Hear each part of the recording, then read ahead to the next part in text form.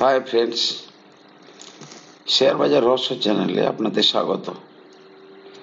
আশা করি আপনারা সকলে ভালো আছেন এবং সুস্থ আছেন।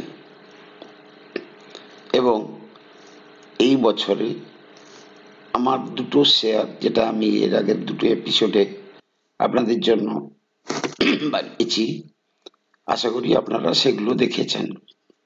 ওই দুটো ভিডিওতে একটু অ্যাডিশনের জন্য বলে রাখি, SW সোলার মানে Sterling and Wilson solar renewable energy, এই কোম্পানিটার বর্তমান মার্কেট ক্যাপিটাল হচ্ছে 10,000 কোটি। 2030-এর মধ্যে এই কোম্পানির মধ্যে যে পটেনশিয়াল আছে, এ কিন্তু 1 লক্ষ কোটি টাকার কোম্পানি হয়ে যেতে পারে। এমনি ভাবে বোরোসিল রিনিউয়েবল, বর্তমান ওর মার্কেট ক্যাপিটাল হচ্ছে 5,628 কোটি। একইভাবে যেভাবে সোলার এনার্জি উপর প্রেসার দেওয়া হচ্ছে এবং সোলার এনার্জি বেসড প্রজেক্ট বাস্তবায়িত করা হচ্ছে, তাতে এই কোম্পানিটাও 50-60 হাজার টাকার কোম্পানি 2030-এর মধ্যে হয়ে গেলে আমি অবাক হব না। যাক, আজকে আমি আরো একটা নতুন কোম্পানি নিয়ে এসেছি। এটাও কিন্তু আমার কন্ট্রা প্লে, অর্থাৎ পারফরম্যান্সের এগেনস্টে গিয়ে কিন্তু আমি এগুলো সিলেক্ট করছি। কোম্পানিটার নাম হচ্ছে GMM ফডলার। এই কোম্পানিটা করে কি? বেসিক্যালি যত সমস্ত কেমিক্যাল কোম্পানি আছে বা পেট্রোকেমিক্যাল কোম্পানি আছে, তাদের যে সমস্ত প্রোডাকশন কে রাখার জন্য যে সমস্ত বড় বড়, আমরা ঘরোয়া কথাতে যদি বলি ড্রাম, অর্থাৎ যার ভেতরে একটা গ্লাস লাইন ইকুইপমেন্ট, সেটা কিন্তু এরা তৈরি করে। এবং এই ফিল্ডে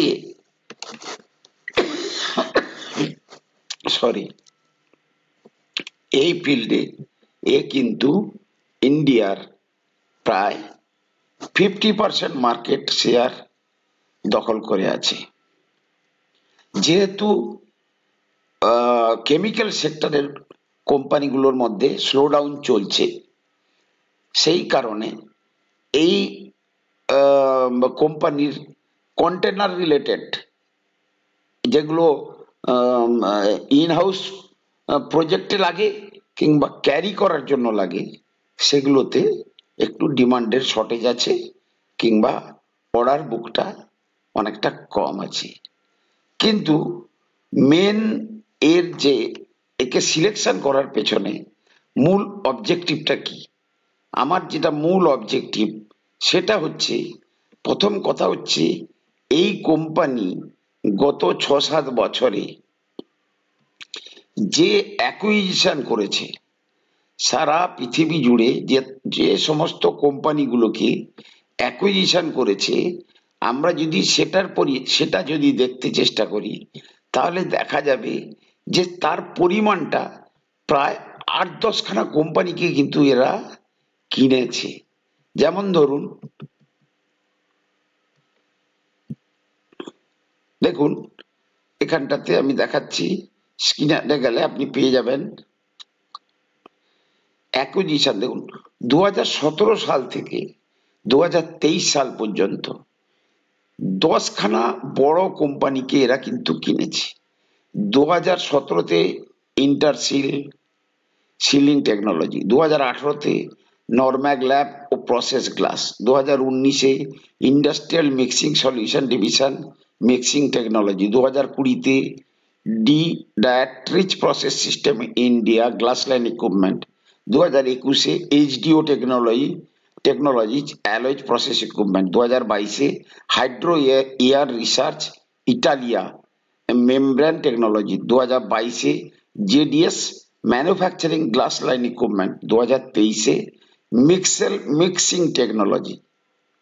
তাহলে এতগুলো কোম্পানি কিনে কিন্তু এরা এদের বেসটাকে স্ট্রং করেছে। কিন্তু আমরা যদি শেয়ারের পারফরমেন্সে যাই, তাহলে যদি দেখা যায়, যদি আমি চার্টে যাই, চার্ট কি বলছে? চার্ট কিন্তু একটু অন্য কথা বলছে।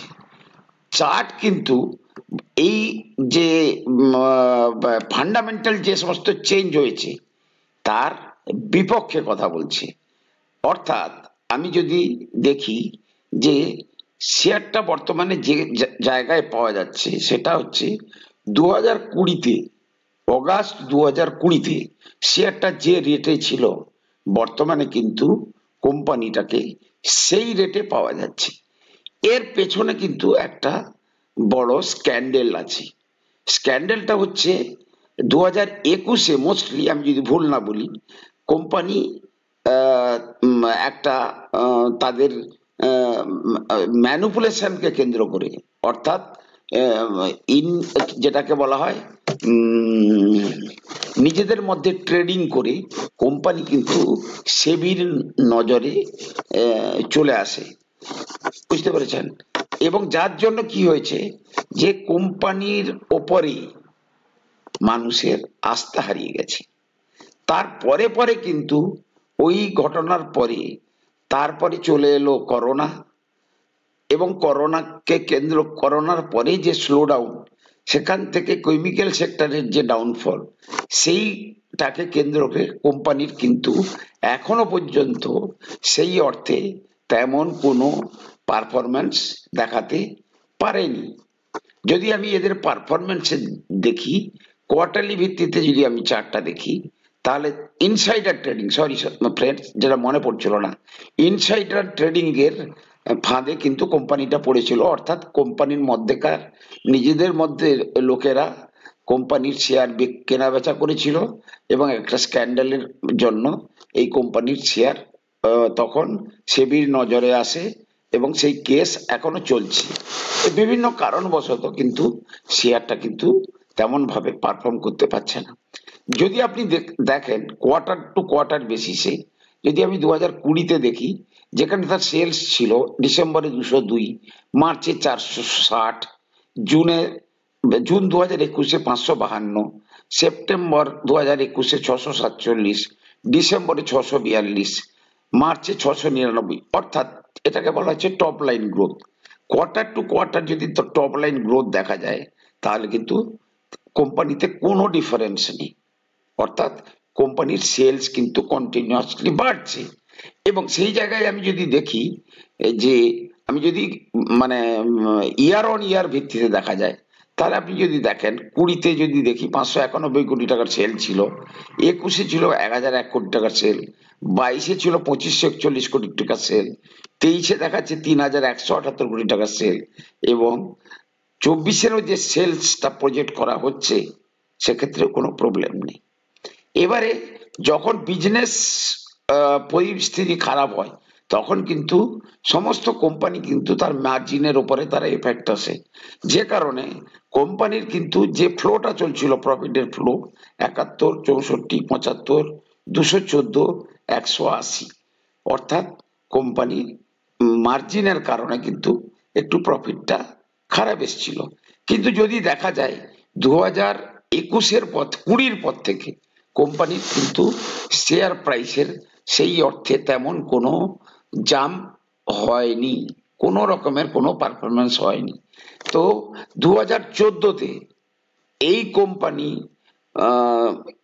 আমার যেটা অনুমান, এ কিন্তু মাল্টি ব্যাগার রিটার্ন দেওয়ার জন্য তৈরি হয়ে আছে। অর্থাৎ দীর্ঘদিন ধরে এর কিন্তু যে ফান্ডামেন্টাল চেঞ্জ হয়েছে কোম্পানির মধ্যে, সেটা কিন্তু কোম্পানির শেয়ার প্রাইসের উপরে কিন্তু কোনো প্রভাব পড়েনি।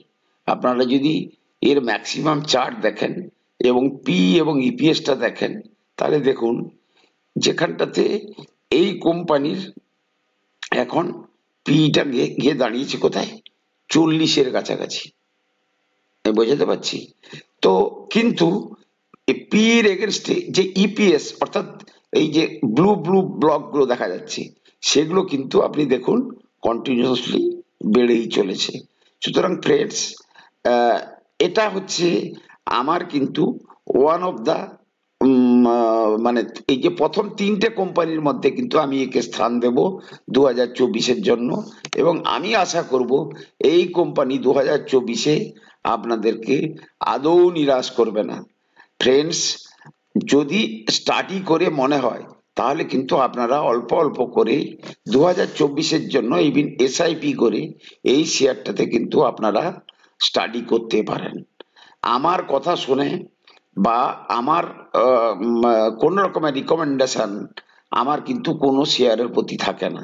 আমি কেবলমাত্র নলেজ বৃদ্ধির স্বার্থে সাধারণ ইনভেস্টরদের আমার এই ভিডিওগুলো করা, যাতে করে সাধারণ পাবলিক শেয়ার বাজারের বিজনেসটা সম্বন্ধে তাদের নলেজটা বৃদ্ধি হয়। তো ফ্রেন্ডস, পরপর তিনটে শেয়ার দিলাম: starling and Wilson solar energy, Borosil renewable energy, এবং আজকের শেয়ার জিএমএম ফডলার।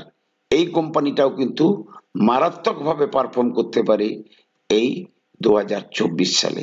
আশা করি ভিডিওতে আমার ব্যাখ্যা আপনাদের ভালো লাগবে।